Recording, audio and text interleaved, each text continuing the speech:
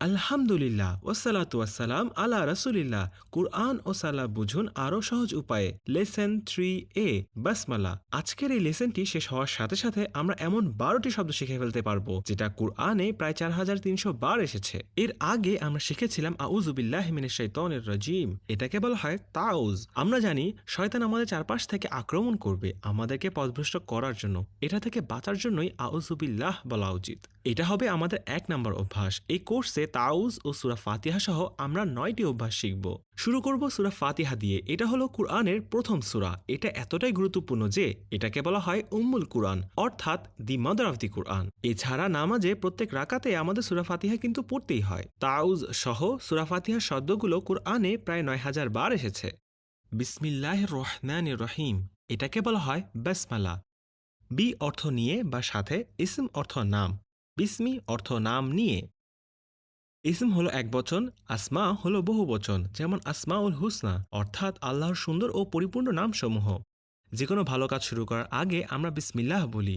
এর মাধ্যমে আমরা আল্লাহ সুবহানাহু ওয়া তাআলা যে এক, সেটা স্বীকৃতি জানাই আমাদের জীবনে দেয়া আল্লাহর পক্ষ থেকে সব নেয়ামতগুলোকে। আর রহমান, যার অর্থ পরম করুণাময়। এই রহমান শব্দটির সাথে মুমিনদের একটি বিশেষ সম্পর্ক রয়েছে, যেটা নিয়ে পরে বলবো। সাধারণত এ ধরনের শব্দ দ্বারা তীব্রতা বোঝানো হয়, যেমন গদবান, যার অর্থ প্রচণ্ড রাগী। আমরা যদি দুনিয়াবাসীদের উপর দয়া করি, তাহলে আর রহমান আমাদের উপর দয়া করবেন। আর রহিম, যার অর্থ অসীম দয়ালু। এই ধরনের শব্দ দ্বারা সাধারণত অবিচ্ছিন্নতা বা অবিরাম চলমানতাকে বোঝানো হয়। যেমন জামিল, যার অর্থ সুন্দর। আপনি কি এমন কাউকে সুন্দর বলবেন যে গতকালকে কুৎসিত ছিল? না।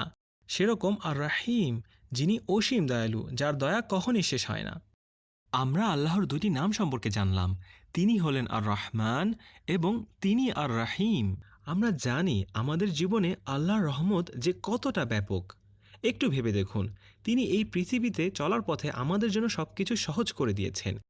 এই পৃথিবী, সূর্য, মেঘ, আমাদের খাবার, প্রিয় বাবা মা, এমনকি আমাদের ডাইজেস্টিভ সিস্টেম, এসব নিয়ে চিন্তা করলে অনুধাবন করা যায় আল্লাহর রহমত বা দয়া কতটা ব্যাপক আমাদের জীবনে। বিসমিল্লাহ বলার সাথে সাথে আমরা ওইসব ব্যক্তি থেকে নিজেদেরকে মুক্ত বলে দাবি করি যারা বলে এ সকল নেয়ামত এমনি এমনি এসেছে।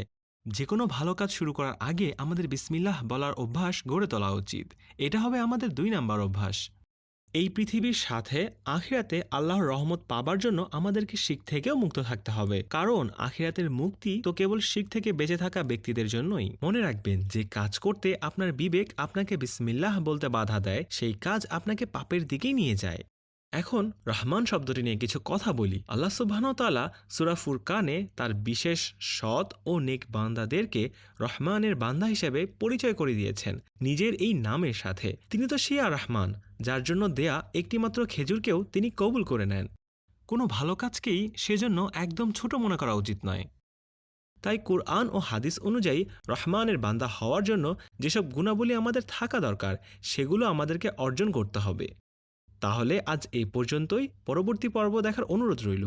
আসসালামু আলাইকুম ওয়া রাহমাতুল্লাহ।